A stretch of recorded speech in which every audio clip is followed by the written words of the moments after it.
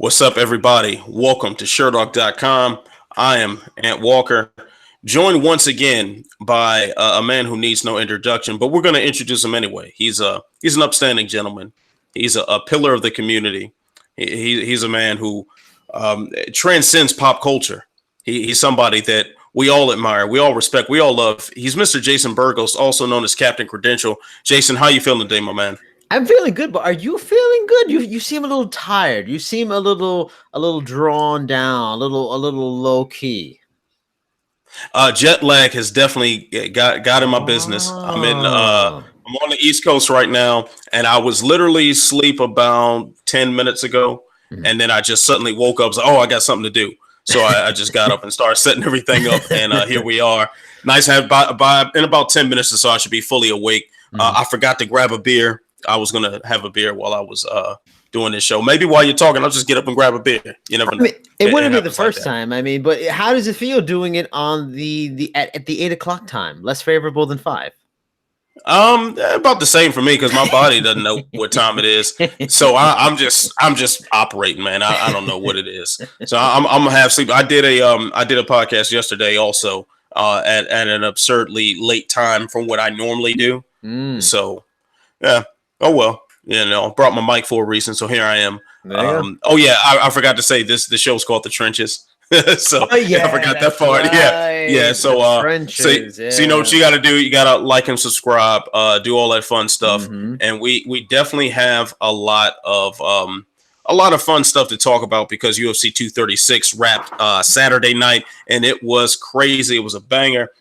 So I'm going to, hopefully I'm not totally ill prepared, which I probably am, but we're going to start off with a question from the man known as Europe One, aka designated member. And this is a question he dropped for us last week, but since he wants to, start taunting people about stuff on the forum, I guess we got to give him the business, man. He says last week, I don't see how either Poirier or Gastelum have much of a chance this weekend. One is fighting a super durable volume monster with the mind of a savant, and the other is fighting a guy on stilts. Who do you think has the best chance for an upset, and is there any path to victory that seems favorable to you guys? Jason, what do you say to this obviously wrong hot take now? Good job, Europe. Good job. It probably wasn't bad thinking. It was fair points. I think he was thinking what a lot of us are thinking, and a lot of us were shocked to see with Mr. Holloway. He was durable, but damn, he sure got tested. And there was some moments where I wasn't sure how much that durability would hold up. And so much for the stilts, I tell you, Kelvin Gastelum must have been on the springs or something because those stilts weren't a problem for him because he was able to close that distance real well. Yeah, man. That definitely as much fun as I'd like to have going at Europe One, just because we compliment him so much, it's good to knock him down a peg. But he was on to something here, and I think what he was thinking is essentially in line with what a lot of people were thinking on this, because we definitely both thought Holloway was going to win. I know. Did you pick Poirier? No, I picked Holloway. I thought Holloway was going to have a fantastic performance and knock him out instant too. Yeah, see, I was thinking that Holloway was going to maybe a late finish, but most likely win in the distance, and it was going to be a pretty dominant fight.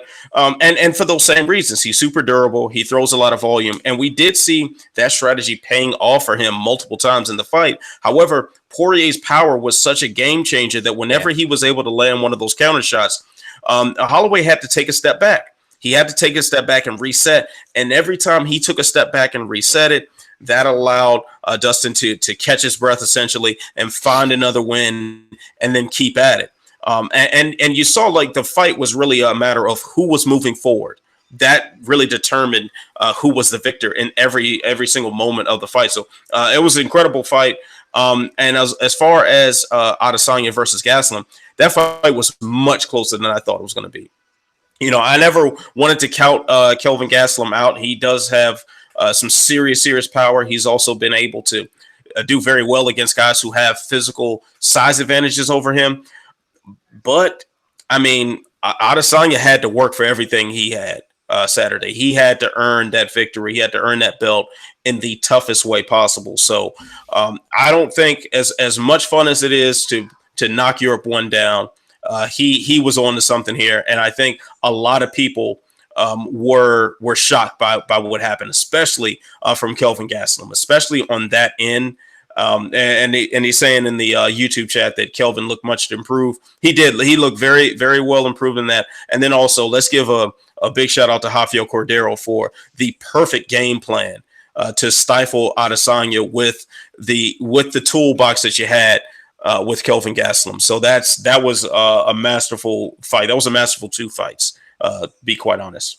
And you know what's fascinating? All right, yeah. Let me bring a couple points about the fights too. A fascinating thing about the Poirier Holloway thing is Poirier's power, like you said perfectly, was a game changer. The fascinating thing is it's not like, oh, Holloway was going against a natural, traditional lightweight. No, this is a guy that was at featherweight whose power traveled up and seemed to even improve at lightweight. But on the flip side for Holloway, which I thought was going to be the case, I thought his power would travel up, and it really didn't. And this is not to say Poirier does have a great chin, legit chin, but the way he's finished guys and beat guys up and pummel guys at featherweight, you figured not draining himself, he would travel up and bring it with him. And it really wasn't the case. And that was interesting. He had to be a volume guy with less of a sting, and it didn't work out for him. And in the end, he was the one that often gets stung. And the fascinating thing about Gastelum also and Adesanya for me in that, I don't know if you feel the same, but I almost feel like it almost in a way diminished Adesanya, because I think Gastelum did what he usually often has done. And you mentioned in that he's very good at fighting guys that are bigger than him. He is very good. I really fully realize he may not be elite at a base set, but he really has become elite at that ability to close distance and be the smaller man and fight well against bigger men. And for Adesanya and all the stuff he does, and he's like matrixing past kicks and all this stuff, he has a high level of difficulty with basic stuff like a jab and his ability to close that distance. And so that's why we've had these conversations about Adesanya versus John Jones. I mean, at least Adesanya is smart enough to say, it's going to be some time before I can even take that fight and feel I could beat him. But I think John Jones would rip that man apart. What do you think? I mean, do you think it diminished him a little bit? The thing is, as far as John Jones versus Adesanya, and I have not read the questions ahead of time, so I don't know if this is something that we'll revisit later on. But I don't want to hear talk about Israel Adesanya versus John Jones. Mm-hmm. It's premature. Adesanya is not the undisputed middleweight champion. Therefore, we should not be talking about him in any form of a super fight. That conversation should not be had. And now, as far as what Kelvin Gastelum did, I think with the issue here is Adesanya is definitely the guy who needs to have a moment or two to observe you. So he's going to be in there with you and get a feel for what you have to offer before he really starts getting into his rhythm. The problem is when you do that with Kelvin Gastelum, you're liable to get your head knocked clean off. And I think that's what we kept seeing, that Gastelum kept closing in that distance. He kept getting in his face, especially in that first round. He was able to get in his face. He was able to land some power shots on him and had him thinking, and that kind of disrupted his data gathering process. I think that's really what happened. But once he gathered the data, then you saw once he stayed in his rhythm, he was almost untouchable. But Gastelum has a very great ability of knocking you off of that rhythm all of a sudden. And I think that's really because of his power and his sneaky athleticism. You know, you look at him and he doesn't look like he's someone who should be fighting at middleweight. Now, quite honestly, he really should probably still be at welterweight if he had, better control of his nutrition leading into his fight camps. But Kelvin Gastelum, man, the way he's built, he doesn't have the ripped six pack. He has kind of like an everyday man's stocky build to him. And that's something that when you're standing there against this lean kickboxer, with this incredible reach, with this marvelous skill set, that you might underestimate him. You might look at him like he doesn't belong there. And I don't know if Adesanya had that thought in his mind at any point. I don't want to speak for him. I mean, he said that he didn't, but we know that this happens a lot, that fighters do look past each other and they always see the next thing, the next big thing, the next challenge. So I don't know what this was a case of, but Kelvin Gastelum, no matter what the case was, Kelvin Gastelum did everything he could. He threw everything but the kitchen sink at Adesanya, including that crazy head kick. I think that was in the fourth round that he landed that. That's why I kind of disagree with you a little bit on the data stuff, because in the first, second, third round, that was clear. He threw him off early and then Adesanya adjusted. But the fourth round, Gastelum started picking him apart and then landed that kick, which was stunning.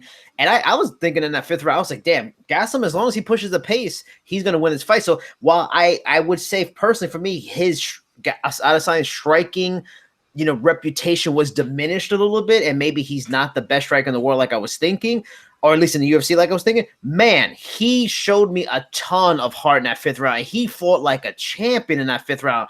That's a quality that is very unique. He was down, he was out. That fifth round looked like it was going to be Gastelum, and he showed an amazing ability to gut it out, which is not the case with strikers that are very dominant and don't get much resistance. And boy, man, the level of heart, I did not expect that, and now it's championship level, and unbelievable. Yeah, and I think too another thing to consider is the style that Israel Adesanya chooses to defend himself. He's not necessarily the guy that's just going to do the cover up and block. He's the guy who's going to use a lot of head movement. He's going to be really slick in there. He's going to lean back. He's going to roll his head and stuff. He's going to do things that kind of make you barely miss. And the problem with doing that against a guy like Kelvin Gastelum is that him closing that distance so sneaky fast and being able to just in a heartbeat be in your face throws that off big time. You can't do but so much head movement against a guy who is going to be on you in 0.2 seconds flat. That just doesn't work as well. So I think this was a style clash more so than anything else. And of course, I mean, Kelvin Gastelum with maximizing his abilities with a game plan from Rafael Cordero that was spot on. Just Adesanya rose to the occasion in that fifth round. All right. So from the chat here, unemployed Mario Yamasaki says, "What's up to both of us? What's up, unemployed Mario Yamasaki? Hope you're still out there looking for a job." Let's see what else we got. So Frank McGregor saying that head kick was very unexpected.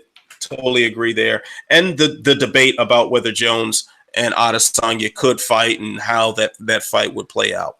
All right, so question 2 here from Seattle Fight Fan. Yes, which fight at UFC 236 did you prefer as fans and why? Which fight at UFC 236 did you prefer technically and why? I mean, I didn't see a lot of the card just because I was visiting family, but even before then, I mean, it was the main event. It was the two fights that both of them as a fan I was most interested in. I didn't expect Gastelum and Adesanya to be that technically fascinating as it was, so I wasn't looking at that. I was more interested in Poirier and Holloway, how their boxing would clash with each other, and that fight was fascinating. But I felt like the more technically better fight ended up being Adesanya Gastelum, and the true war of attrition was Holloway and Poirier. So that's how I felt about it. Yeah, I'm kind of with you on that, man. As far as what I preferred as a fan, Israel Adesanya and Kelvin Gastelum, there all the way. That fight was such an emotional roller coaster to watch that by the time Poirier and Holloway were set to go, like I wasn't ready to see it. Yeah. I just did not want to see it right then. It was just too much. It took probably about two and a half rounds of Holloway Poirier for me to really be into that fight, because I was still just kind of coming off of that mental and emotional high. So I don't know if that was the same for you, but I talked to several people who kind of were with me on that boat. That it was a lot to take in. And once Holloway got rocked, I was wide awake. I mean, what? it definitely was a shock to the system, but I don't think that mentally I was fully there until about the halfway point. Once the shock of Adesanya Gastelum finally wore off, because make no mistake about it, that was one of the best fights of all time. That was an all-time great fight that we're going to be talking about for years. So to just come off of that and then see something else that was nuts was a lot to take in. As far as what I preferred technically, I guess I want to say Poirier and Holloway out of those two fights, because Poirier improved so much as a boxer. We were also like wrong about how Holloway's power and volume and everything would translate up at 155. At least this version of Holloway, I think him fully preparing for that weight class and altering his strength and conditioning accordingly would be a different story. But still, what we saw there was technically very fascinating. But probably the most fascinating fight to watch on that card from a technical standpoint was Khalil Roundtree and Eric Anders, simply for the improvements that Khalil Roundtree had using his Muay Thai. So that would probably be my number one on that card. All right, let's see here. So Fake Child 14 on the YouTube chat asked, did y'all struggle to watch the fights on ESPN? I can't answer because, like I said, I was visiting family, so I only got to see the last 3 fights on the card. So I that's all you, man. You saw all you needed to see.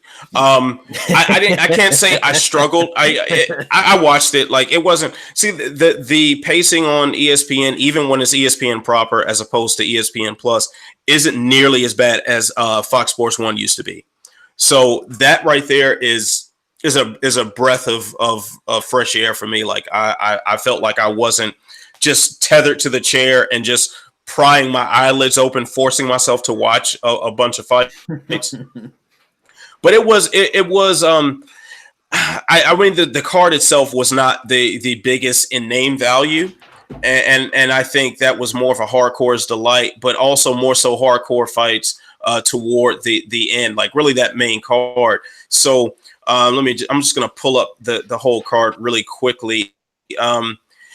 So the Bilal Muhammad Curtis Melinder fight was definitely entertaining to watch. Davis and Costa, they started it off great. Max Griffin and Amadeev was an entertaining one as well. But there were like the Dwight Grant and Alan Jouban fight was just not the fight I thought it would be. I don't think anybody anticipated putting those two names together and it being just that kind of slow. And it was disappointing to see some of the holes in the game of Jalen Turner as well. And so I can't say it was a struggle, but it did leave a little bit to be desired. But I'm not too mad at it. But that main card, at least the top 2 fights were brilliant. That was probably the best main and co-main event pairing that I can remember since UFC 189. I was talking with Jay about this the other day, and we were kind of going back and forth about some events that had great main and co-main events. And out of the ones we talked about, UFC 189 might be the only one that reaches this level. So, which one was that one? That was McGregor Mendez and Rory Robbie 2. Yeah, that was a pretty great fight. All right, so let's move on here. This next question is from Yo Jimbo. Yo Jimbo asks, does Poirier risk becoming the next Carlos Condit if he doesn't beat Khabib? I mean, it's a good question, real good question, Yo Jimbo. I don't know. I don't think so in that, because his run has been so phenomenal. Like, Carlos Condit did not have a run. Like, Carlos Condit made his run to that interim title off of Nick Diaz.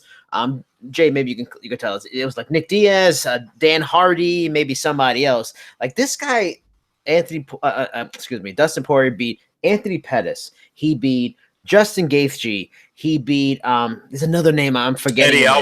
Eddie Alvarez. And now arguably the best featherweight along with Jose Aldo of all time. That's a hell of a run. And if he lost to Khabib, who's still undefeated, building a legacy to be one of the best lightweights ever. No, I don't think so. And that's nothing against Carlos Condit, because Carlos Condit is still a fantastic fighter. He's done a lot of great things. And he lost to GSP. He was the first guy to really even hurt GSP and put him in serious trouble. So he did some good things. I think Dustin Poirier at this point has solidified himself on a really... He's gonna be remembered for a long time, beating Khabib or not. Like, he set his legacy as a very, very good fighter from this era, even more so maybe remembered than what Carlos Condit was in his era. Yeah, I'm kind of not sure how to answer this question. He did. Jimbo left a good follow up on the YouTube chat. He says, "I feel like Poirier has climbed Mount Olympus, but now he has to get by Zeus." Yeah. That is a very, very big statement, but he did have to get through some other guardians of Mount Olympus to get to Zeus. Apollo, Hercules. Yeah, man.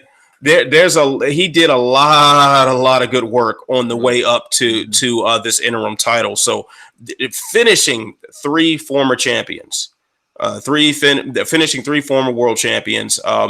He's had such a long run too in the UFC. Had a decent run in WEC as well.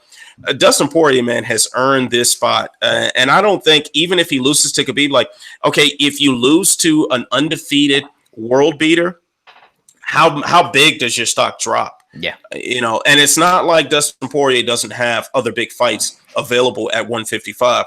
I mean, there's Tony Ferguson out there, Conor McGregor rematch is out there, Nate Diaz if he decides he wants to fight again. There are names that can attract Dustin Poirier's attention. There are names that can add to his legacy should he be able to get wins over them. So, and no, I don't think that he's going to be forced into some secondary role in the division necessarily if he doesn't get past Khabib.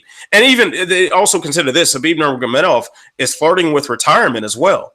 So we don't know how much longer he's going to be around. I think if Khabib decides to retire, say he does beat Poirier and he decides to retire, I could very well see Poirier right back in the title shot and right back with a belt around his waist. That makes all the sense in the world to me. All right, so let's see what we got from Twink 182. Interesting name there. It says, is Israel Adesanya a UFC hype job, or is he legit and here to stay at the top of the sport? I think he's legit. Is he here to stay at the top of the sport? I think remains to be seen. He's one of the big things now. Is there a hype job to him? For sure, because of his own charisma. I mean, but that's just the nature of the UFC. They always have chosen ones that they push in front of other people and ahead, and it's up to them to make something. And he's completely, at this point, proven himself. I mean, he beat Kelvin Gastelum, who's a number contender, show championship hard, so he's legit. But we'll see, because Kelvin Gastelum almost beat him. Anderson Silva gave him a round that he lost, and that third round was interesting. And if he goes and loses to Robert Whittaker and somehow really gets outclassed, then I don't know. But the thing is, he's still young, so he could very well. He has the youth and the upside to be the future of the division and at the top of the sport for a long time, but still think that remains to be seen. But legit, fuck yeah, very legit. Yeah, I don't think we definitely have to acknowledge that there is a hype train around Israel Adesanya, but he's earned that hype train. If you've ever watched his highlight reel from kickboxing, it's fantastic. If you've seen his highlight reel in the UFC, it's also fantastic. So I don't think, and if you've ever heard an interview of him, you've ever seen him at a press conference or something, he's also fantastic there with a microphone in front of him. So I don't think that this is any spot that he doesn't deserve. As far as, obviously he's a legit fighter, but is he here to stay at the top of the sport? Only time will tell. But I will say this. Judging by what we've seen him be able to do so far, he matches up very well with a lot of people in that middleweight division. There are a lot of people that I think he can put to shame and embarrass at 185. So I would not think he's, by any stretch of the imagination, just strictly a hype job. He's a guy who has skills, who is a good fighter, who has the potential to be a great fighter, put on a great performance last Saturday night. And with the proper development, this guy could be a force to reckon with for years to come. And I think we need to recognize that just because the UFC gets behind somebody and they hype them up and get that promotional regime rolling, it doesn't mean that the person isn't a good fighter. Sometimes they do that with people who are really good. Israel Adesanya is one of those guys who's just really good.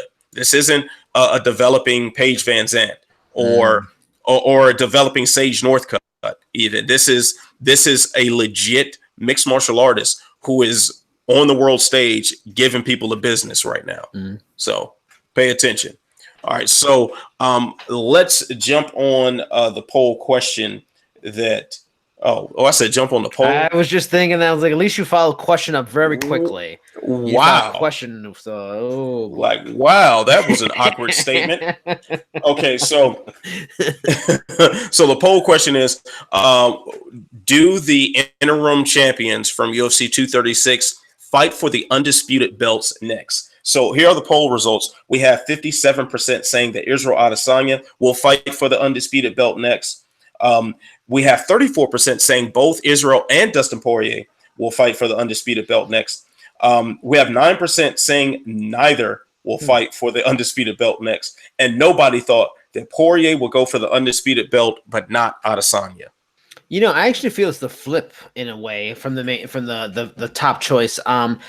Just because, I mean, tentatively they're both scheduled to fight the champions next, but Poirier is the kind of guy, I think he's at the point in his career, he wants the big money fights. He's not a guy like, I want to get out there, I want to stay active, I want to fight the next. No, Khabib's the money fight. So if he has to wait 9 months to fight Khabib, and he'll do it, you know, and I think the UFC will do it. So I think he's definitely on a collision course with Khabib. If not, if the UFC just doesn't change their mind for some reason, like Khabib's, you know, manager or management, you know, shits over on Poirier, doesn't, you know, want to fight him. But I almost feel Adesanya is the more iffy one, not anything to do with Israel, but to do with Robert Whittaker.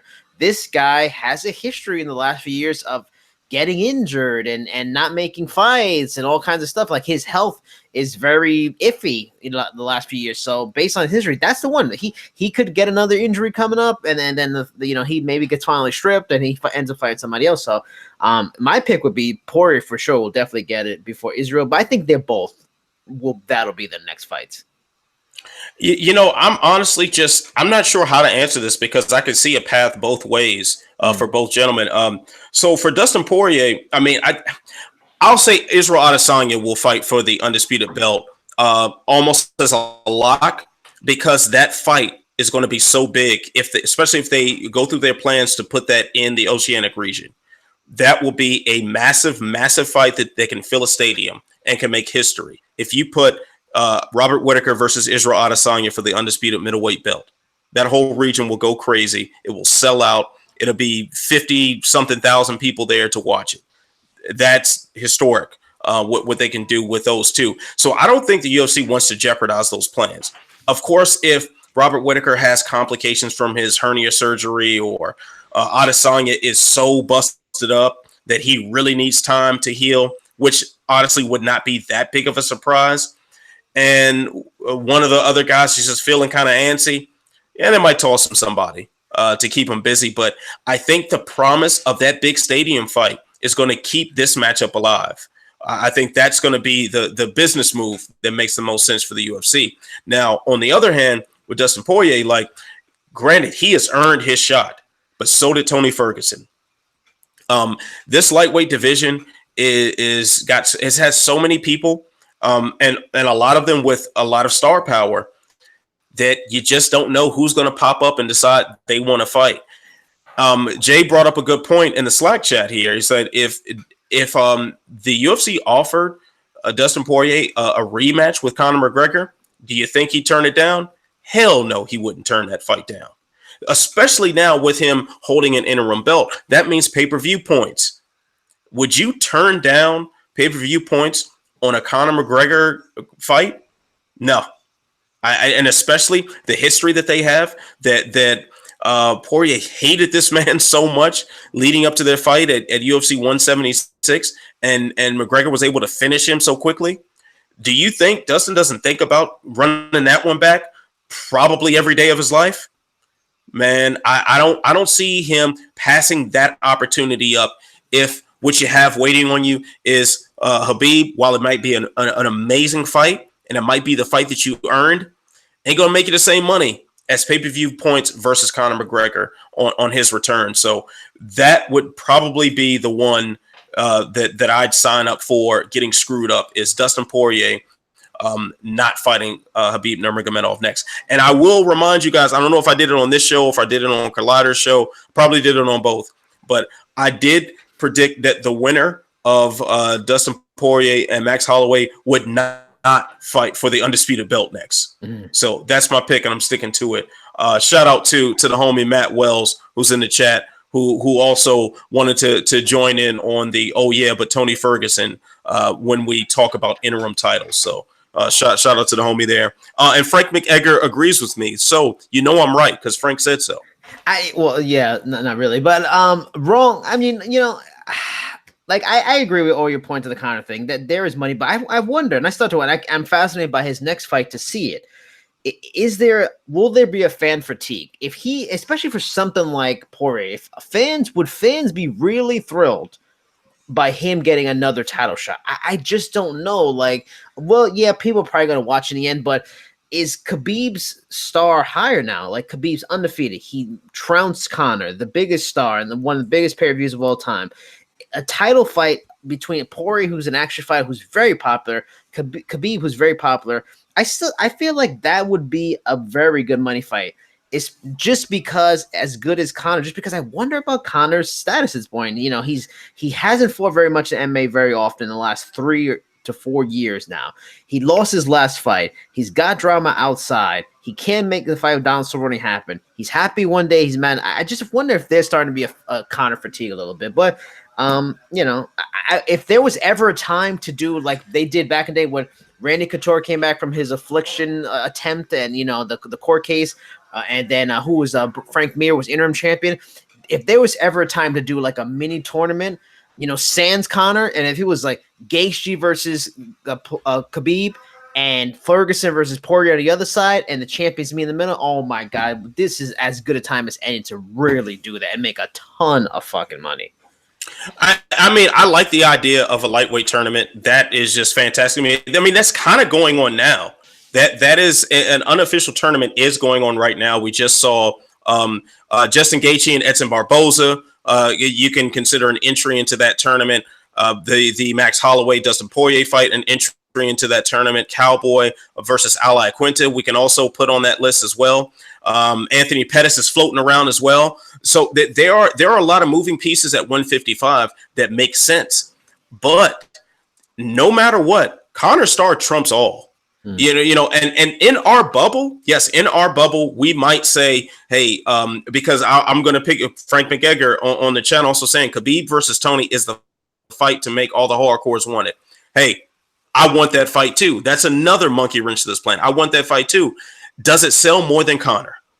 And that's the thing is, you put Conor McGregor versus anybody, it's going to sell more than anybody versus anybody else.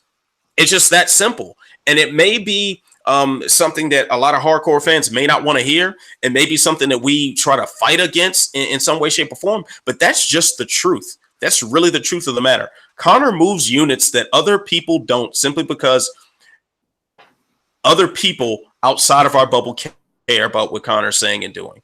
We have Conor fatigue until his fight is booked. Then we're all back on board, and we can't wait to see it. And this is the same story that has played out before. So it will play out again just the same. I just don't see how the division can get past such a looming monster that just happens to be a living, breathing ATM machine. It just can't happen. Yeah, man. So Tomas the Tank in the chat, a little bit more on the technical side as far as Poirier Holloway asked, did you guys expect Poirier to continuously outbox and counter Holloway into the championship rounds where people expected the fight to turn in Max's favor? We did kind of go over that a little bit before, but I think that the power was the difference there. The power was able to push Holloway back a little bit, where otherwise he would have just been unrelenting. And we did see those moments where he was unrelenting and he was sneaking in those body shots, and he kept peppering with shots. You saw Poirier slowing down.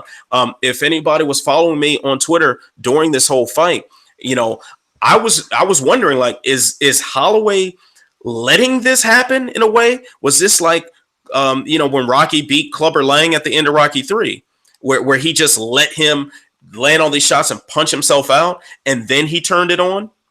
Yeah, you know, I wondered, and then it took to about the fourth round. It was like, oh man, this is it. This ain't part of the plan. He's just getting beat up right now. So it took a little bit for that to settle in. But anyway, any thoughts you got on that one, Jason? Like my gut says he wasn't technically outboxed to me. Like, I think Holloway did some really good stuff. He put the pressure. He landed a lot of Poirier. I just think that, you know, as you mentioned it, his power was such a game changer. And I think after a certain point, Poirier realized he really didn't have much to fear from Holloway's power. So he can kind of really sit in there and wait for that right moment to counter. And that's what the game changer was. Countering and the power. And it made such a difference because it would make 7 shots landed by Holloway all even out by Poirier landing 1 or 2 really big ones, or 3 by Holloway and then a combo from Poirier. So I feel like Holloway in the end was like doing more and doing better boxing, but he just could not make up the difference of that power that Dustin Poirier showed. I mean, and it became a chin off. And if you're going to go, chin off, you're going to go with the guy with the better power, and that's what happened with Poirier.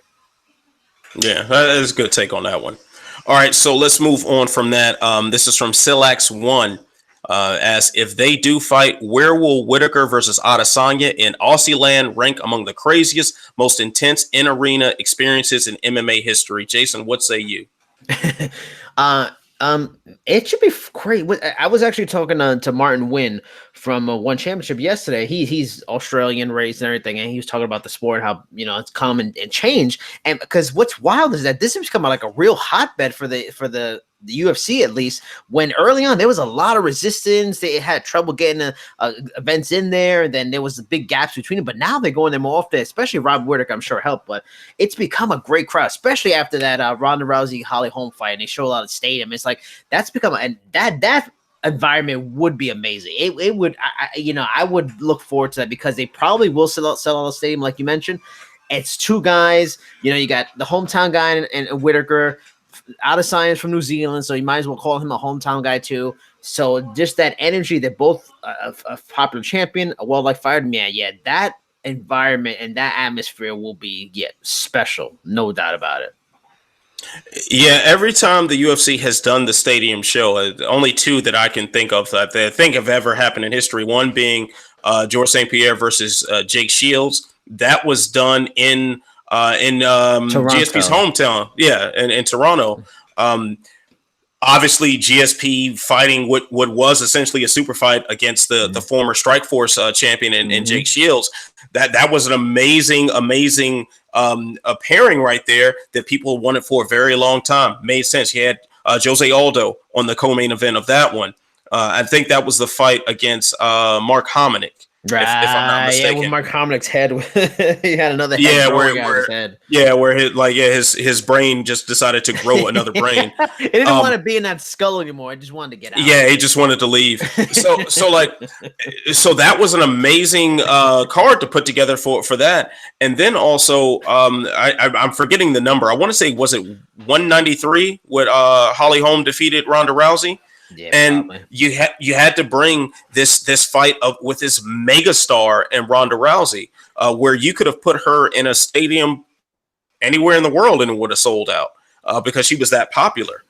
Now, in this case, this is a stadium show made for this region, and that right there is going to guarantee local energy. Now, think about when Stipe Miocic first defended his belt against Alistair Overeem in Cleveland at UFC 203, if I'm not mistaken on the number of that. That fight felt a lot bigger than what it was because it was in Cleveland. It was fresh off of the Cleveland Cavaliers winning an NBA title. There was this fresh championship energy in the city, and the UFC did the smart thing by capitalizing on that and bringing the new heavyweight champion who hails from that city to there to defend his belt, and that was perfect. That was perfect. Imagine that with 2.5 times more people. That's what you're going to get if you put Israel Adesanya against Robert Whittaker in the Oceanic region. Makes all the sense in the world. I just don't see the UFC deciding to screw that one up in any way, shape, or form. All right. So let's move on here. This is from Purple Storm. Asking, watching Muay Thai Khalil Roundtree dominate Eric Anders at UFC 236 got me thinking, what other fighters have you seen dramatically transform themselves? And we got a follow-up from Frank McEdgar. But we'll go ahead and table that after we start on this first part of this question. So what do you think about that, Jason? I would say 2 stand out for me. One is Rafael Dos Anjos, in that he came in as like a heavy jiu-jitsu practitioner, grappler type, and turned himself into one of the better and more dangerous strikers at lightweight and became a champion from it. And the other one is Georges St. Pierre. I mean, the guy was, Kyokushin karate, striker, spin kicks, and then turned himself into the best MMA wrestler or grappler on the fucking planet. I mean, that was a transformation, and that became really the base of how he won a lot of his fights, if not most of his fights, especially in his championship run. So those are the two transformations that stick out to me, and that's what I love about this sport.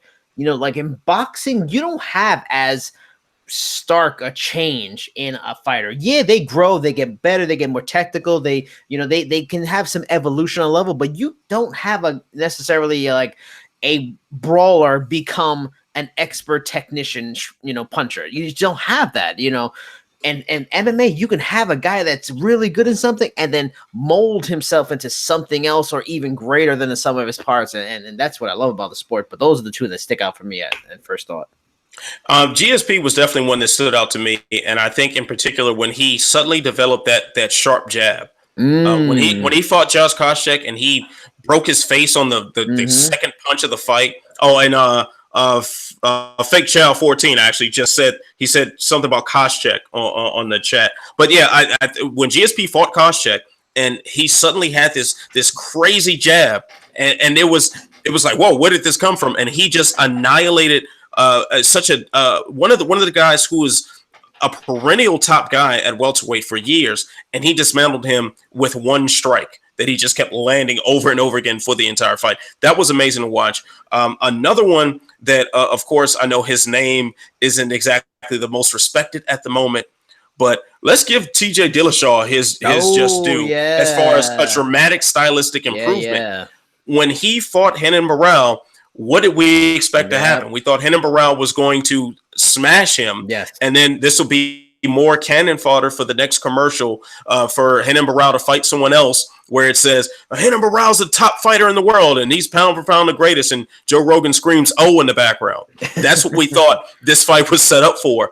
However, TJ Dillashaw came in there with fantastic footwork and was utilizing some serious kickboxing skills that he picked up from Dwayne Ludwig. So I do think that's probably, off the top of my head, that's probably the biggest difference that I've noticed from a fighter from one fight to the next, because if I'm not mistaken, his fight before that was against Mike Easton, and that wasn't nearly like the dynamo performance. In fact, I think that went to a decision. That wasn't the most dynamo performance that you'd expect someone to get a title shot off of. And then to shine in that title shot against one of the pound for pound best in the world, who was on some sort of absurd years-long win streak. So I think Dillashaw will get the crown on that one for me. I get two more and fun ones, two old school ones, and a wrestler to striker, two so like TJ. One, Rampage. Rampage was a heavy wrestler and became one of the better boxers, especially bigger fighter boxers in the sport. And a fun one is Dan Henderson. I mean, he used to be known as Decision Dan in Pride and wasn't the most exciting fighter. And then all of a sudden, this H-bomb that we'll all remember now developed, that he just became a haymaking, thrashing machine and was one of the more fun fighters and put on some of the more all-time classics in the sport that had nothing to do with wrestling. So that's another fun one. Yeah, and I also just, as a blanket rule, I just kind of mentally ruled out some of the guys who changed as a result of a weight class change. Like a guy like Robert Whittaker, for instance, I ruled him out on that because it wasn't like he was necessarily a different fighter. Yeah. At 170 from a technical standpoint. I mean, he's definitely improved, but the base of what he was there at 170. He just was too depleted. So here's one. Dominick Cruz. He completely developed a style we've never seen in the sport. Because I know Dominick Cruz was not fighting like this in the beginning of his career, or even in his early WEC days, like when he fought Uriah Faber. This, movement in and all that, like he transformed into he invented a style that's often, mirrored and copied and still never duplicated. Like that's a transformation to something unique and will be remembered forever because no one can do it. Yeah, I mean, at the time when he fought Uriah Faber in that first fight in the WEC, I mean, he was, if I'm remembering this correctly, he wasn't even part of a real camp, but he was like training himself or something. He was like doing hit and miss with a buddy in the garage or something crazy like that. And then once he lost that fight, then he went to Alliance and started training under Eric Del Fierro. And that's where you saw that style develop. And it was a very, very, very quick transformation. So yeah, Dominick Cruz is definitely somebody who belongs in this conversation as well. So let's get to Frank McEgger's follow-up. He asked, do you guys believe Lumpini champ Bangkok ready Roundtree is a real contender for the light heavyweight strap? I love all those names, but no, he is not a contender, at least in my book. I mean, we can't forget he was just iced by Johnny Walker not that long ago. This new version is fantastic, and to switch so quickly and take and be like a fish to water on a technique is great. But let's see it for like 2, 3, 4 fights first. We can't necessarily throw out the window that Eric Anders just did not prepare for this. He just started doing this in this camp and completely changed his stance, what his techniques. He developed a really fast front leg kick that no one really saw him do before. He just developed this style in camp. Eric Anders was completely unprepared for it. So let's see 2, 3 fights of doing this, and people have video on it and can watch it and see him do it then before I even talk about him at all as even a contender. Yeah, I think that's a fair assessment to make because let's not just jump off a bridge right now off of this one fight. One, let's keep in mind that, like you said, Johnny Walker just put him on ice not that long ago. Let's also keep in mind that Eric Anders typically is a middleweight, and he moved up for this fight. He stayed up. I mean, his last fight was Thiago Santos at 205, if I'm remembering correctly. So I think. I don't think I want to see Khalil Roundtree called a contender just yet. I want to see him repeat this performance. I want to see him respond to someone shutting down his game. When that first person tries to check one of those kicks, how does he act? When someone jams him up with dirty boxing and punches right in his face, how does he respond? I can't just jump off a bridge right now and say that, hey, Khalil Roundtree is going to be a world beater. He looked like one in this one fight, but there was just one fight. Yep. So I do want to see a lot more. But one thing that I do find very encouraging, though, this was his first camp coming out of Tiger Muay Thai. And normally you don't see a guy improve this much, this fast with a new camp. Normally about their second, sometimes even their third fight, you start really seeing those improvements. And for him to only be there for several months and come back a completely different fighter. Like, he just did not resemble Khalil Roundtree at all, except he had the same face. That's about it. And for him to go in there and do what he did, alter his style so much, it just makes me wonder what more growth will we see when these coaches have more time to work with him and get him dialed in even more. If I'm remembering correctly on the broadcast, the commentating team was mentioning how the coaches would call out a combination and he would just do it. That sort of synergy, it sounds very simple, but that sort of synergy only happens when you really develop a bond between fighter and coach. You don't normally see that happen very often. There are fighters who are with their coaches for years, and they'll just defy whatever the coach tells them to do. Yep. That happens a lot. So next time you're watching a fight, pay attention when they do have the audio on the corners and what that fighter does in the next round.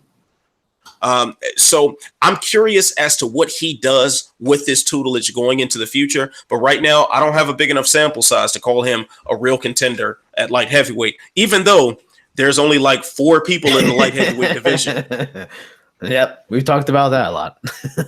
Yeah. So Matt Wells from the Slip and Dip podcast, he is on the YouTube chat still, and he says Khalil got too happy and emptied the toolbox. He showed too much, and now future opponents will be ready. That is definitely something that we need to be watching for next time we see Khalil Roundtree in the cage. Yep. All right. Good point by the homie Matt there. All right. So the next question, this is fun one from Versace, I guess, instead of Versace. Yeah, it makes sense. All right. So it says, Dan Ige wakes up this morning and gives blood to people only to find out they aren't USADA. How do you not know who they were? I saw this headline. Did you get to read the story? I didn't get to read the story. What the fuck happened? I did read this. Apparently he got woken up at like 6:30 in the morning by someone banging on the door asking for a blood sample or blood and urine sample or something like that. He says he's half asleep. He gives them the sample and he's just assuming it's USADA because, hey, this is what USADA does. And then he comes to find out they called him the wrong name as they're leaving. And he's like, what? They weren't supposed to take my blood. So somebody is running around out there with Dan Ige's blood. because they're trying to make a Dan clone, or Yeah. I don't know what sort of scientific games are going on right now, but someone has a sample of Iggy's plasma, and whatever. Yeah. I don't know what to say about this. To them. Yeah, but this is also, I think this is pointing to some of the problems with USADA, like that. This is just like and I don't want to go 100% Luke Thomas on here, and and say like and just steroids open to all. I don't want to go that and burn USADA to the ground, but so much here. But I want to burn down a little bit. This is not something that should be going on. Fighters should not have to be worried about waking up in the middle of their sleep to just give some strange guy a piss and a blood sample. That doesn't make sense. The fact that someone can just show up at your door and say this, and you, whether you're half asleep, whatever, you just give it to them, man, that's wild. That is really wild. Something is wrong with that system. Okay. I'm not saying that there shouldn't be drug testing. I'm not saying that at all. There has to be some sort of way to do this in a random fashion to where people can, where people can be surprised when someone shows up. But I mean, you're just waking people up at 6:30 in the morning, bro. If you come knocking on my door at 6:30 in the morning, I will slap earth, wind, and fire out of your ass. Do not come waking me up at 6:30 in the morning. I don't mind. To me, I put all blame on Dan Ige. Like the fact that he, opened the door and didn't get at least some kind of credential check. I mean, come on, Dan, what's wrong? I know you're tired, but come on, bro.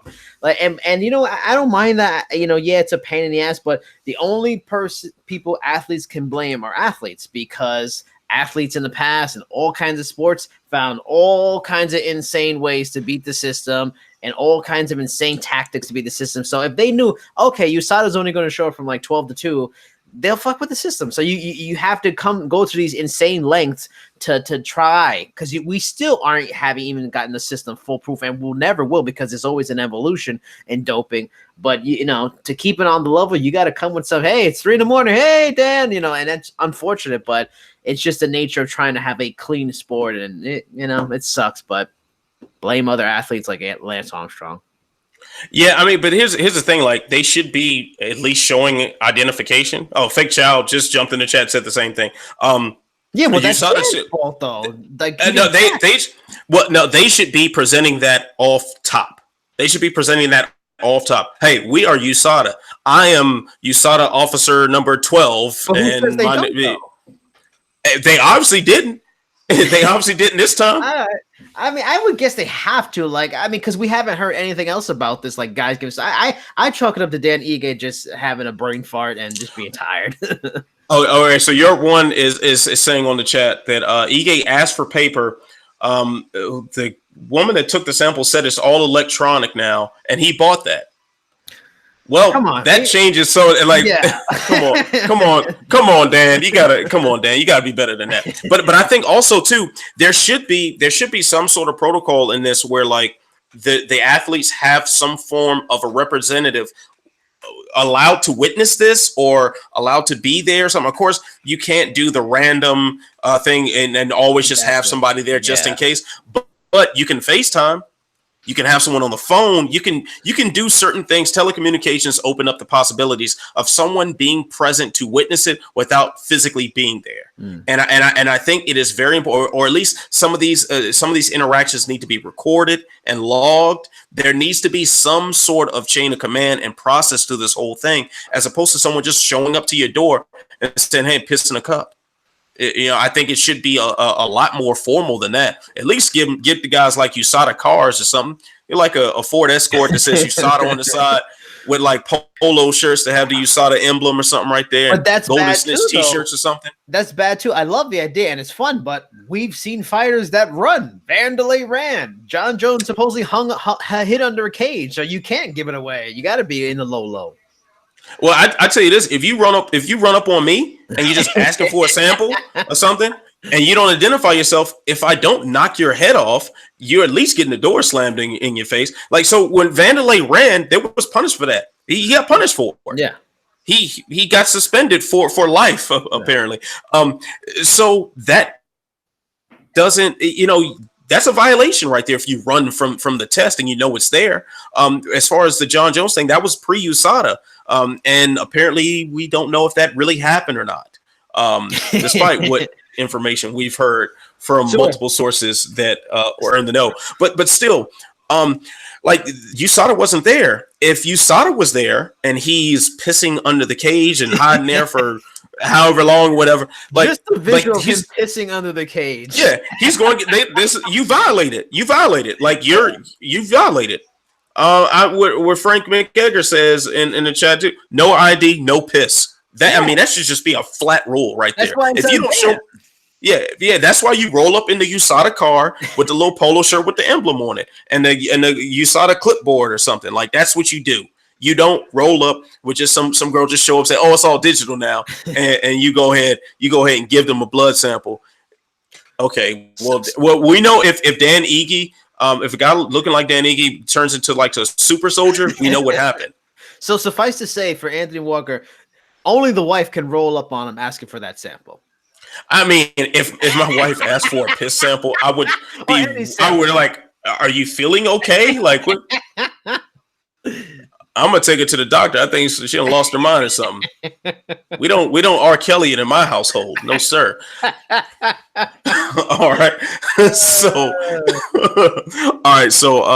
next question here before we go too far down the rabbit hole. This is also from Europe One, aka designated member. He asked, the UFC is heading beyond the Iron Curtain mere weeks after Russian competitor Ruslan Magomedov faced a lifetime ban from USADA. Statistics show that Russian fighters are already far and away the most caught combatants by USADA, with almost 1 in 5 having drunk the wrong Kool-Aid. Do you think this trend will ever result in any major incidents or events for the UFC? Nope. But Europe One, great job. And now you're on to something. And it's an issue because we had the humongous, giant organized doping conspiracy at, I think it was the Sochi Olympics, the last Winter Olympics out in Russia. Fantastic documentary. I forget the name of it. Maybe Jay could tell us the documentary of the scientist that was leading the whole organized conspiracy before. So that's just been an issue with Russian athletes for a long time. It's not a shocker that it then now happens with Russian MMA athletes. But UFC ain't gonna do a damn thing. I mean, they're gonna do the right thing in that if the guy gets popped by USADA, he's gone. And that's all they really can, and that's all they really will do. I mean, they're not gonna just start outlawing and Russian athletes. And unfortunately, I think it might have been WADA that when or maybe it was the US Olympic Committee, they banned these Russian athletes, said nope, no bullshit, you're gone. And then after a while, they're so it's okay. Yeah, and you can be in charge of your own doping cases too. So yeah. Yeah, so way to crack down there, guys. Yeah, they made a major scandal of the Olympics, and in the end, they still let them back. So I mean, I don't think the UFC is going to do too much other than the basics. No, the UFC ain't going to do anything about this, man. Because first of all, you have too much of a talent pool in Russia. When you're putting on 30,000 events a year that require 100,000 of the top mixed martial artists in the world at all times, like you can't just rule out an entire country. Dagestan is becoming like the Mexico of MMA. Like so many tough ass fighters are coming out of there now. Yeah, man, it's just too many good guys coming out of there. And on a case by case basis, if you get caught, hey, then that's it. Then you'll be dealt with accordingly there. But I do like where you're going. I like where you're going with this question, and it makes a lot of sense when you're talking about a rational, logical approach to things. But we're talking about mixed martial arts where logic and reasoning have no place. Zero place. This is a free-for-all, and no matter how many, you can also look into particular camps in the U.S. Or in Brazil about this as far as doping goes. Like, you want to crack down on the camp. There was a time where like everybody at Black House was popping for the same the same PED. That we kind of forget about that. Yeah. So wait a minute. Now that I think about it, the guys that were at Black House, Lyoto, Anderson, and both Nogueiras have all been popped at some point, right? Even Kevin Casey, Brian Ortega as well. Like there were a lot of people from that camp. Of course, Lyoto Machida's case is something different. Like That like he took a fat burner like that. That's just a waste of everyone's time. But yeah, there was a stretch of time where all the guys at Black House were popping for this same substance. You might have a problem there. But you don't, they couldn't punish the entire gym or just outlaw everybody from Black House from fighting in the UFC. That's just not how that works. Mm-hmm. So you can't do the same. You can't do that same sort of thing with a country like Russia. We've had a gazillion Brazilian fighters pop for something, but you can't stop it just because all the guys in Brazil are doping. You can't do that. You've had enough Americans pop. You can't rule out Americans. So it wouldn't be fair to that, because keep in mind, 1 out of 5 Russian athletes is a lot, but it ain't 5 out of 5. Yeah. 4 out of 5. So you're talking about 80% of those guys have not been popped for anything. That would not be fair to that 80%. And then also the talent coming out of Russia is just too much. It's way too much, and they're way too good to push them aside because there's a couple of dudes in there who don't know how to cycle their steroids properly. Also, the Russians just undermined our elections, and relations aren't changing too much. So hey, happen in UFC. Hey, you read the Mueller report? Don't you start? Oh, don't you start with that? Don't you start, you snowflake? It was long known before that. I read. Hey, you better not. All right, so speaking of course, we're going to Russia. Well, we ain't going to Russia. I ain't going nowhere. Right, wow, that would be fascinating. Nowhere damn Russia. Can't walk in Russia. That'd be. I'd pay to watch that. Do they like brothers in Russia? I don't know. I would say no. Oh, Paul Robeson moved to Russia, like in the 50s or something. Mm-hmm. Because apparently it was better for brothers over there. So I don't know. I don't know what it's like now. But Oswald also moved there for a little while too. But I don't know. Yeah, I don't. Lee Harvey Oswald don't seem like he was a brother friendly guy neither. I don't know, man. I don't know. Lee Harvey, I'm on you. All right, so we're gonna wrap things up with our regular Who You Got segment. Although I do see, you know what? Let's hold on.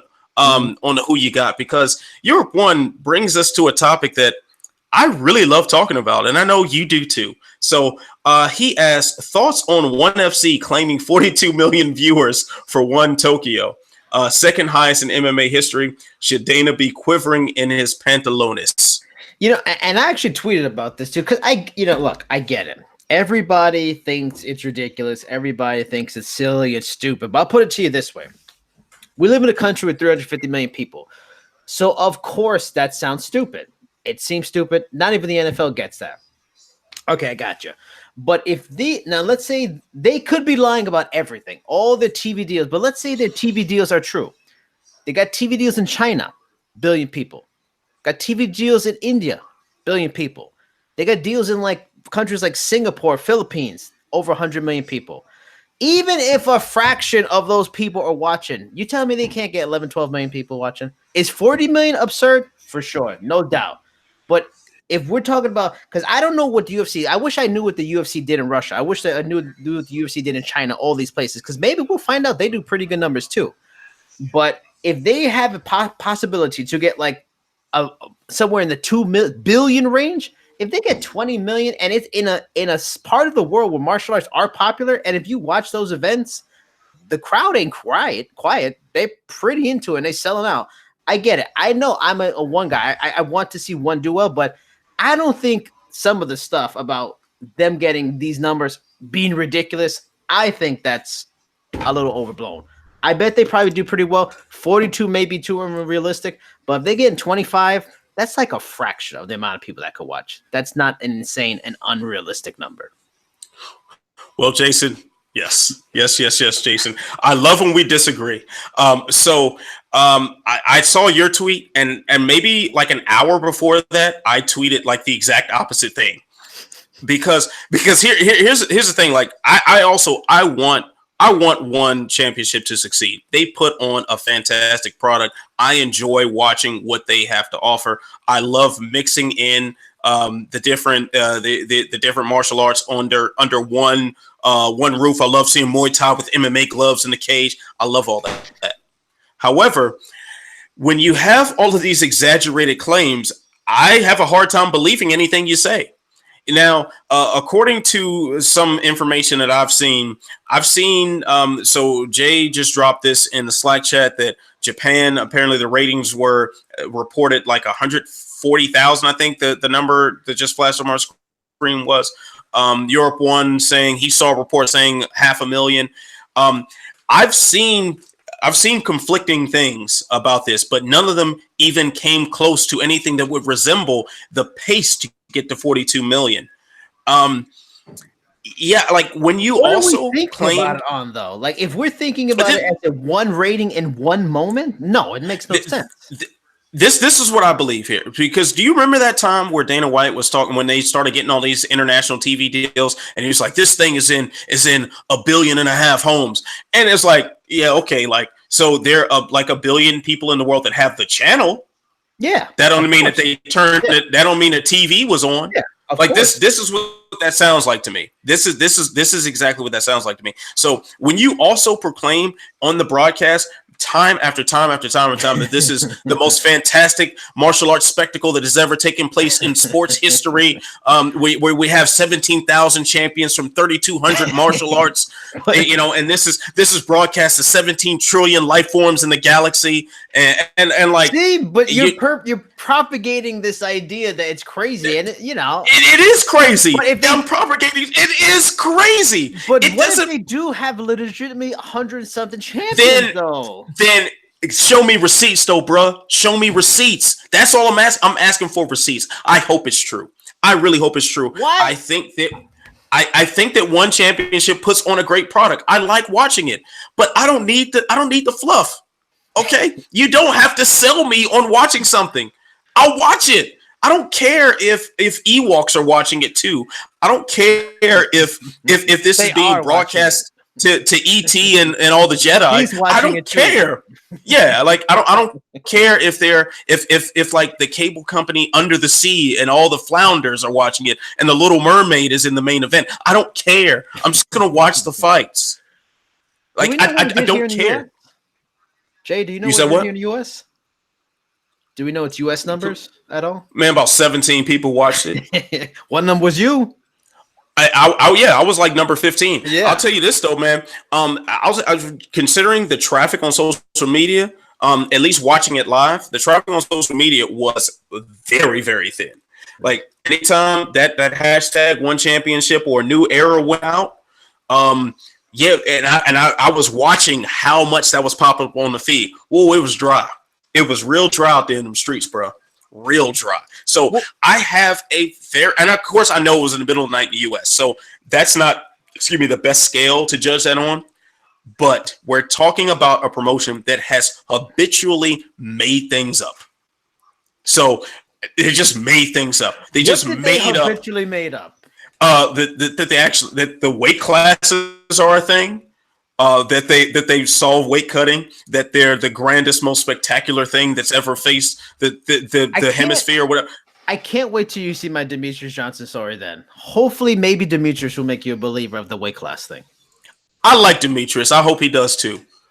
But off the top of my head, okay, I got to read the story. But as I'm right now, honestly, I wouldn't be surprised if KSW had better numbers than one. You know, and that's no slight to KSW. They put a fine product on as well. I like KSW. Shout out to Jordan Breen for pestering me about watching that, and I'm on board now.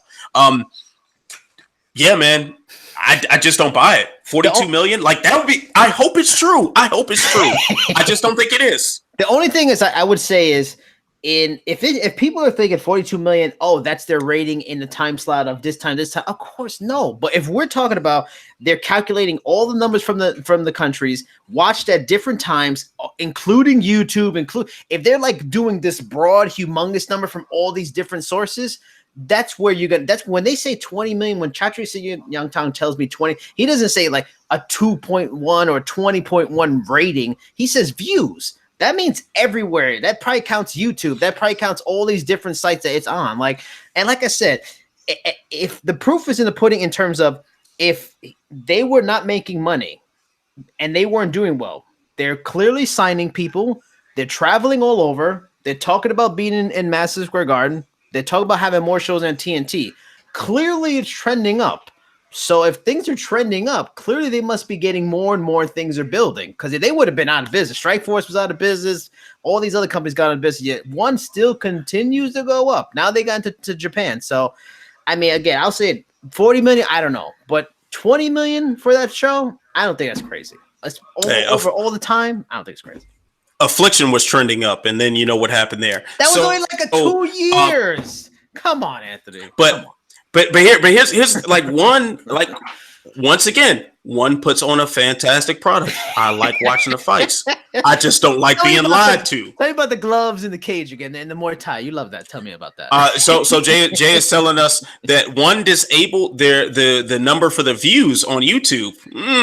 Now here's the thing. I can believe 42 million people. If you have like 6 billion people on Earth or whatever, that and half of them have whatever channel or ability to watch one, I can believe that 42 million people might have flipped it on for a second as they were scrolling down the dial.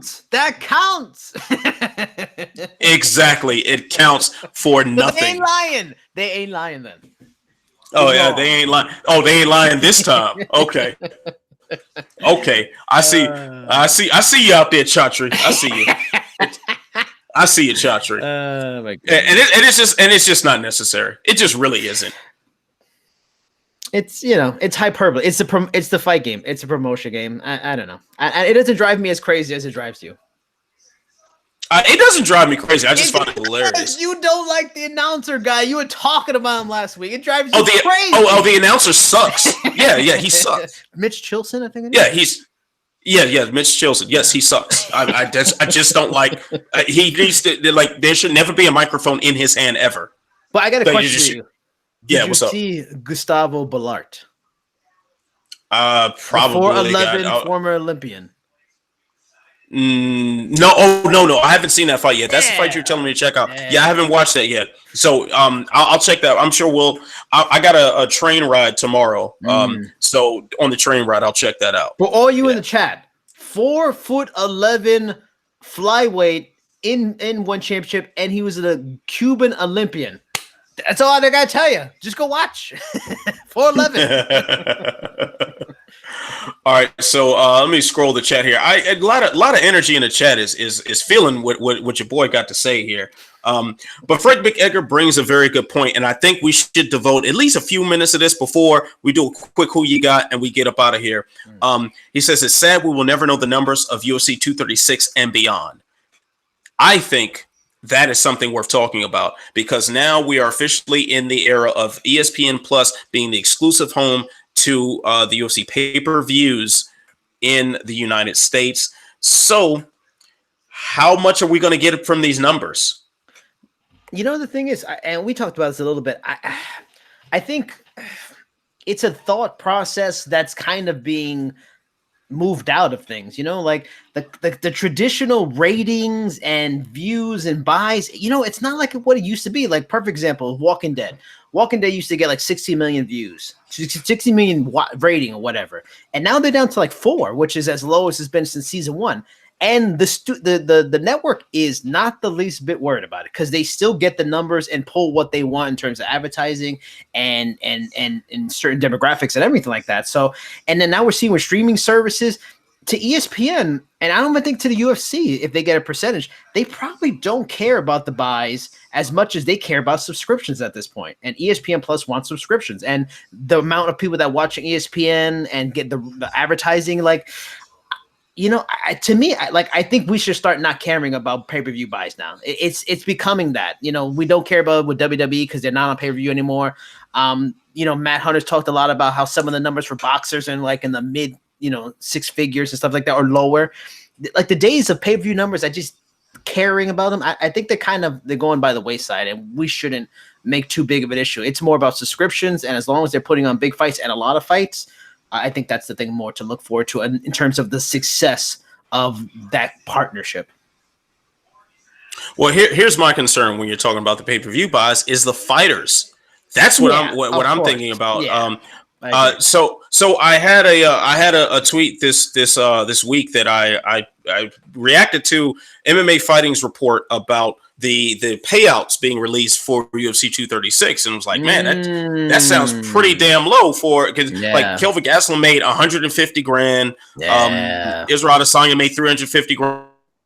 I think Holloway made 350 grand also. So it was like, man, considering the damage they took, especially Kelvin Gastelum, like, Jesus Christ, that was life-changing damage that man took, especially in that last round. And this man made $150,000. And the thing is, we won't know what the pay-per-view buys are going. And it's like, these guys you're getting these title fights there depending on this pay-per-view money. You know, there are a lot of questions, man, a lot of things being left untold here. A lot of money that should be going in their pockets is not. Yeah. And that's more my concern with the pay-per-view numbers. From the UFC's business standpoint, I can't say I care too much. You know, I don't get a cut of that money, but the fighters do. You know, and I think that's something that we should be paying attention to, because as they kind of make the fighters less relevant to the money that's coming into the organization with all these guaranteed paychecks that they're getting. Man, what are these fighters' paychecks going to look like? Their leverage in negotiation drops substantially. So there are things that we should be concerned about on their end. Of course, you know, I don't want to go down the full rabbit hole of collective bargaining and unionizing and whatnot that might start up, but you know what I mean? Like, we should care about these numbers because it's going to affect the fighter pay, which in turn affects the quality of the sport. Because if the fighter pay is not what it could be or what it should be, we're not going to always attract the highest caliber of athlete. We're not going to attract those, you know, those guys who end up being stars in the NBA or the NFL or Major League Baseball, because we simply can't afford it. And that would be doing if we want to just look at it from our selfish standpoints, that would be doing us as fans a disservice, because we're not watching the absolute best product that we possibly could. So, you know what? Everything you said is dead on. The one thing I will say positive wise, in terms of in a weird backwards way, it helps the industry, and in the end, the UFC continues to shoot themselves in the foot. In that this again further gives fighters a reason to look elsewhere. It gives Bellator, PFL, One, you know, Combate, all of these companies a chance to sign somebody because they're not happy. They can make them a star and give them more money than the UFC probably would. And it opens the door, because free agency completely changed in MMA once the UFC cut the sponsorship stuff. And once fighters couldn't make that extra cash, you know, that was a talking point for guys like Benson Henderson, Roy McDonald, Phil Davis, when they signed sponsorship money and all that side money they couldn't make because of the Reebok deal. Now you're going to take pay-per-view points away from guys, and the pay-per-view isn't going to become a big deal anymore. So that helps Bellator, One, all these companies that don't do pay-per-views. They can maybe give guaranteed dollars. Like when I was talking to Demetrius Johnson, he brought up a similar point I talked about Bibiano Fernandez. Bibiano Fernandez, he wanted to come to the North American fight after, you know, when he became a free agent from Dream and his deal was done. They were just offering crap money. He went to One because One, it fit them in a moral level, but and a values level, but they would just offer more. You know, so if they're going to take away pay-per-view points, that's a big thing that's going to help, you know, more guys like that, Eddie Alvarez and Sage Northcutt and these guys, and guys go to Bellator and PFL. We're talking to the guys I talked to PFL. A lot of guys are going to, because they make good money, because their roster is smaller, they can pay out more. So even if you don't make the playoffs, you got a chance to make 150 G's or a little bit less in 6 months. That's a big deal for guys. And if you get to the playoffs like a Lewis Taylor, win the title, $1 million in 8 months, that's huge. And to be able to control your own destiny. So it sucks for the fighters in the UFC, but it helps opportunity, and in a way helps grow the sport and make what we have now, KSW, ASB, all these companies around the world paying out pretty good money, and guys have a chance other than the UFC. Yeah, I think you made some good points there. Matt Wells also agrees with some of the things you said. He says, agree with Jason, the numbers don't matter in the same way. Too many differences. Same with the music industry and traditional album sales. Also, fans shouldn't care as much about other viewers. So Matt definitely piggybacking on some good points that you made there, bringing up a good example about the music industry. But inherently, if you disagree with me, you are wrong. Wow. And that is just a blanket rule. If you disagree with me, you're wrong. That's just what it don't wow. Jason, you know what time it is. You know what time. You know I don't play that. Come on, Jason, you know what time it is. It's okay, Matt. No, I love you, Matt. I love that you agree with me. It doesn't matter what he thinks. Hey, Matt's my friend, not yours. You're not stealing my friend He's station. my You friend sit now. down. Just you like sit Frank down. Edgar is the co-host, Matt Wells is my friend now. Frank Edgar is the co-host. Okay, I'm tired of you, Jason. You're done. Matt, we're here, right? you're done. All right. So so we're gonna do who you got. We're being teased with a fun question to end the show. So let's go through this who you got. And I'm gonna make this very quick because, quite frankly, I don't know who half the hell these guys are on this card. I was gonna say the same thing. So we're just gonna cut to what it is. Alistair Overeem versus Alexei Oleinik. Who you got? Oh, so we're just gonna do that one only? Yeah, that's it. That's it, man. Well, I mean, my pick, and I actually had a hell of a debate a week or so when the fight was changed with James Lynch, who thought, oh, this is a good fight for Oleinik. He felt he had a chance, and some random guy jumped in with his nonsense. But I felt when the fight was announced, this was a much easier fight because who was Overeem supposed to fight? Volkov. I feel this was a much better fight for him over Volkov because in the end, Oleinik isn't really a big time striking threat. Yeah, he, like every heavyweight, he maybe has some pop, but he does not get any kind of TKO finish. He's a grappler. Overeem is a very good grappler as is, so he's not going to be easy to submit anyway. But this revelation really made me go, okay, I'd be shocked if Overeem doesn't win this. In that this week, I think it was on MMA Fighting, Oleinik said that he used to previously train with Overeem, which was a story today because they were very friendly at the press conference. They used to train together, and he could never submit Overeem. He said he had trouble taking him down, and he had trouble just submitting it. He was not a guy who could submit. Unless he's submitting him and he can somehow hold Overeem down, which I don't think he's going to probably be able to do in the end. I just don't see it. Maybe he grinds him out and maybe he tires him. Maybe he gets like a flash knockout late, surprising knockout late, but he's not a spring chicken himself. So I don't know if he wants to go 5 rounds himself, but I just don't see really any clear way other than landing a surprise shot. But if he doesn't have big power, Overeem can really sit in things and really unleash and not have to do all this movement like he's had to do the last few years to protect his chin. I don't see how Overeem does not win this fight. Oleinik, great guy. I don't see it. Yeah, I'm with you on that. Alistair Overeem is not the easiest guy to take down. If you have him down, he's not the easiest guy to submit. Mm-hmm. Let's also remember that he has a lot of submission wins on his record as well. His guillotine is nasty. Yeah, he's not a guy who's going to be any slouch on the ground. Stipe tapped.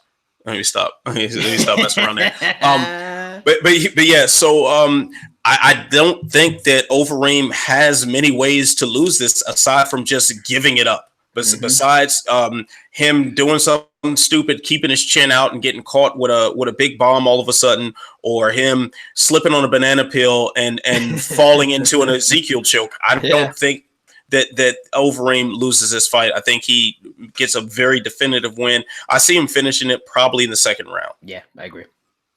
All right. So our question to wrap things up for the evening. Let me go ahead and consult my phone so I don't have too much stuff going on my screen here. This question is from Sage Van Zandt. Sage Van Zandt asks, how would a prime OJ Simpson do in MMA? What? Where is this from? What is this? Why OJ? Why not like Bo Jackson, Deion Sanders, which I watched the 30 for 30 on Deion recently. Like some of these, Barry Sanders, OJ. Well, there were some very violent tendencies. Well, I mean that definitely helps. But there were some good responses to this. So Ralphus One, he responded, he's training hard, really taking a stab at it. From Beatdown says, sparring is at a standstill. Apparently, they are having a hard time finding him a pair of gloves that will fit. Yo, Jimbo is on the chat, and he says OJ would really kill the competition. So there's some gems right now with all the fine people of Sherdog.com. Very, very fine people there on both sides. All right, so everybody, definitely want to thank everyone who participated in the chat this week. Thank you everyone who dropped questions in the forum as well. So I will be scanning what questions are left over, and as I head up an Amtrak this evening to visit my family further up the East Coast, I will be preparing Ask Ant. Hopefully that should be ready to go live tomorrow afternoonish, something like that. I think it should be edited and ready to go by that time. But anyway, Jason, please tell the fine folks here on the chat and all the fine folks on YouTube and the forum where they can find you and your work, what you have coming up for Sherdog. As always, Cheap Seats Chat on Twitter and Instagram. This week was actually very busy. Went on the ride up this past weekend, like 3.5 hour ride up, and then same thing coming back to see relatives. I wrote stories. The Schiavello story's been submitted, so hopefully the Michael Schiavello One Championship stories next week. Jordan Johnson, former UFC undefeated fighter who left UFC and went to PFL next week. Nate Andrews, CES champion from here in the Northeast that wanted to be in the UFC. Good stories about guys that either wanted to be in the UFC, wanted to stay, and the UFC kind of pushed them away or didn't want them. But also this week, talked to Phil Davis, a really fun conversation, really interesting stuff. Alima Lay McFarlane, talked to her, great conversation. Also, the audio will be with the article for that. You could get to hear some of her great thoughts and stuff. Demetrius Johnson, like I mentioned, the audio for that I was able to get. That will be with the article, which is awesome. He talks to me about the weight cut process, if it's on the level in one, the drug testing, a lot of different things, just the sport in general. Zane Kamaka, who fights Ray Cooper, who's a fellow Hawaiian at PFL 1 here in New York, and Martin Enwin from One Championship, the featherweight champion, the first 2 division champion. Hopefully all of those, probably I would guess next week. I'm guessing the UFC stuff will probably overshadow anything in the next few days, so hopefully all of those will be coming next week. All right, sounds good, man. So you know where you can find me. That's at Ant Walker MMA. That's my Twitter and Instagram name. And yes, I still don't post a lot of stuff on Instagram, but follow me anyway, just because. So what I have coming up for Sherdog.com, as I said before, Ask Ant should be going live tomorrow. I'll be writing that very shortly. There may not be a good, bad, and ugly this week because I am on vacation to visit family. And quite frankly, I don't know if I'm going to be awake to watch UFC St. Petersburg. What time? I have no idea. I think that comes on in the morning because that is in Russia. All the Russian ones, they tend to come on at like 8 in the morning or something like that. But Saturday morning. Oh man, but you know what? I'm thinking that's on the West Coast, man. I had to get up at like 8:39. Right. Man, oh yeah, that ain't happening, Jack. that ain't happening. Maybe yeah, that ain't happening. So yeah, no good, bad, and ugly. Don't even look for it. What else is going on? So I will not be. Jay says the prelim start at 10 a.m. Okay, I might. Not bad. Yeah, I might go ahead and watch that. So, yeah, why not? We'll go ahead and watch that. I may do a good, bad, and ugly. I'm not sure, depending on how good the fights are. I will not be doing a broadcast from the Walkout Network because I'm going to be with family. If I change my mind, I'll put it on Twitter. So this is all just relative. I don't know. But Saturday night, will not be doing anything on the Walkout Network. But there will be a big boxing match with Terrence Crawford and Amir Khan. Expect Matt Hunter of Sherdog.com and Mixed Combat Radio to do the damn thing on that. So follow along with him and the homie Fugatti. They're going to have, and UK Rob, I'm sure will be on that too. They'll have a broadcast centered around Terrence Crawford versus Amir Khan. So look out for that. I'll put links on that on my Twitter as well. So for Jason Burgos, Rising is Sunday morning as well. So yeah, so check that out. Yeah, because Rising has got they've got Horiguchi on that card. And King Mo is on that card as well. Right, so right. Yeah, that should be one worth checking out. But anyway, I'm Ant Walker. He's Jason Burgos. And you know what you got to do, everybody. You must stay beautiful. You must stay positive. Put a smile on your face, and through it all, you must stay sexy. I will see you when I see you. Peace.